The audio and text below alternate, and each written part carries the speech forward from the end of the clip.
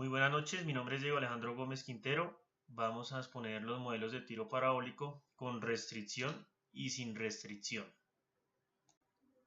En las definiciones encontramos que el lanzamiento o tiro parabólico es una parte y objeto de estudio realizado por la balística, que es la ciencia encargada de estudiar todo movimiento o trayectoria de un cuerpo en diferentes entornos.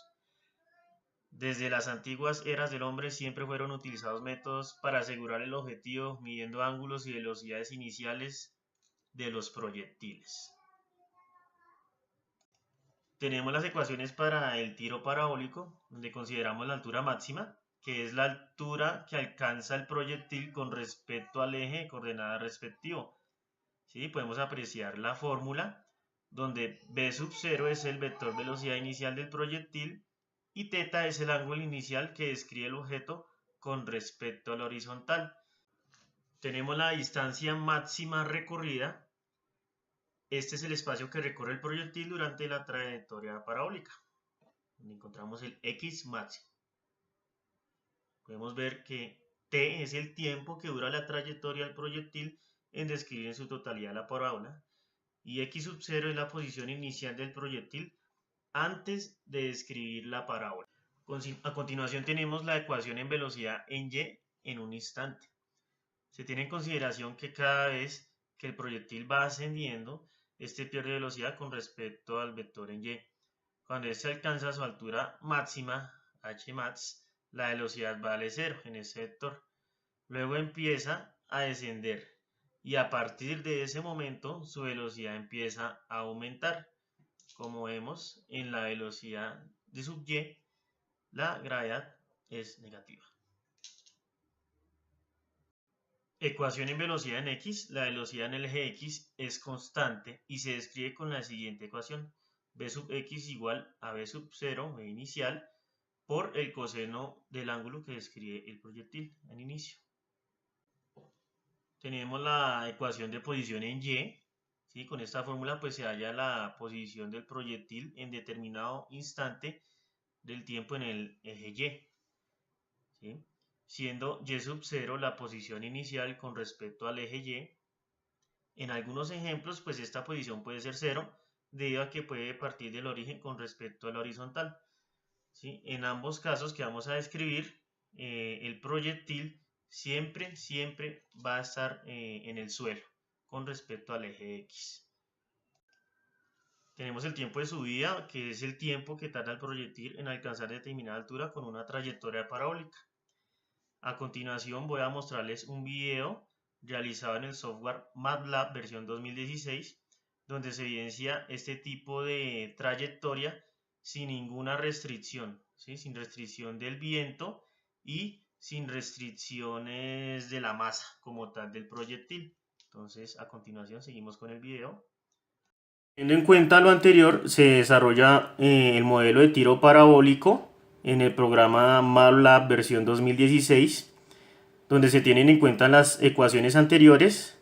Sin embargo, pues vamos a despejar el tiempo, la variable del tiempo, ya que este programa me permite ingresar datos iniciales.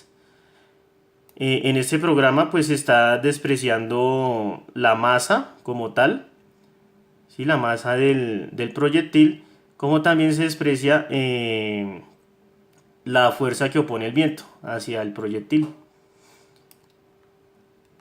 Entonces vamos a darle aquí en correr.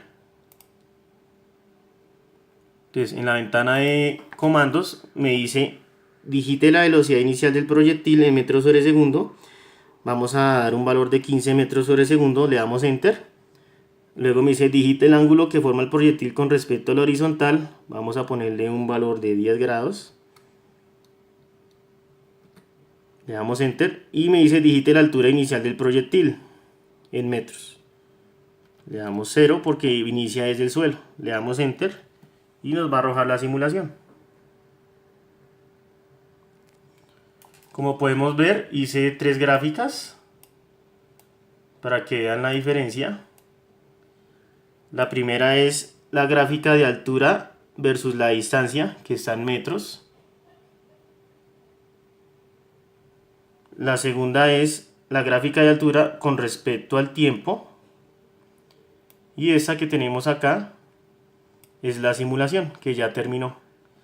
Estos son los valores que me arroja el programa. Esto se hace con el fin de que vean la diferencia del tiro parabólico despreciando la masa. Pues en el video anterior, como se pudieron dar cuenta, no hubo restricciones ni de la masa ni de la velocidad del viento, ¿sí? La fuerza de fricción del viento. Pero ahorita vamos a ver el tiro parabólico con esas restricciones. Entonces, según el ejercicio, nos dice que el aire ejerce una fuerza de arrastre sobre el proyectil en términos de la velocidad relativa entre el proyectil y el fluido.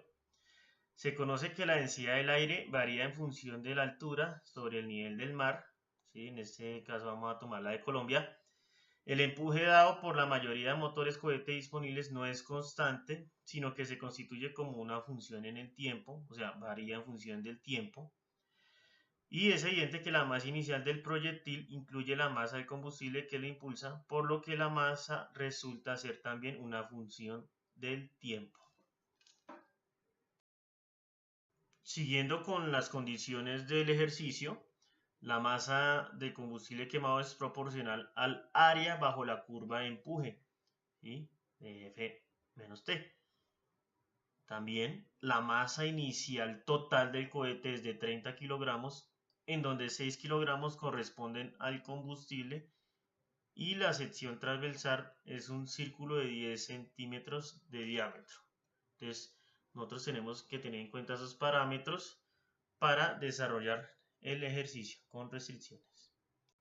Bueno, ya como datos iniciales tenemos la masa del proyectil que nos la da el ejercicio, que son 30 kilogramos.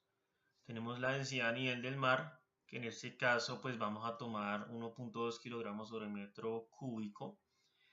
Siguiendo con el coeficiente de arrastre, es como el cohete, sí, el proyectil genera una sección transversal circular, vamos a tomar el valor de 0.46. El diámetro del proyectil está dado en centímetros, hacemos la conversión de metros, nos da 0.1 metros. El área transversal, ¿sí? La pasamos a metros cuadrados, nos da 0.0079. La gravedad del ejercicio vamos a tomar 10 metros sobre segundo al cuadrado. El ángulo ideal para este ejercicio, pues teniendo en cuenta más investigaciones sobre internet, lo vamos a tomar como 45 grados. La diferencial de tiempo es el ajuste como tal que me va a permitir mayor exactitud dentro de las ecuaciones que se van a generar dentro del movimiento del proyectil. Y tenemos una constante que es como una proporcionalidad de acuerdo a la densidad del mar, ¿sí? Esta fórmula pues desprecia la temperatura y la presión del ambiente que ejerce sobre el cuerpo. De acuerdo pues con las fórmulas, ¿sí?, y contenidos de la tabla Excel, nos arroja una fuerza de empuje tanto en la dirección X como en la dirección en Y. Listo, como tal estos vectores, ¿sí?, de fuerza me van a arrojar la fuerza resultante, como podemos apreciar ahí en la fórmula. Entonces tenemos la fuerza de fricción y las aceleraciones del sistema. Son las fuerzas de la densidad con respecto al área transversal del proyectil, tanto en el eje X como en el eje Y, y su resultante. Y pues las aceleraciones se resta la fuerza de fricción con la fuerza de empuje con respecto a cada vector.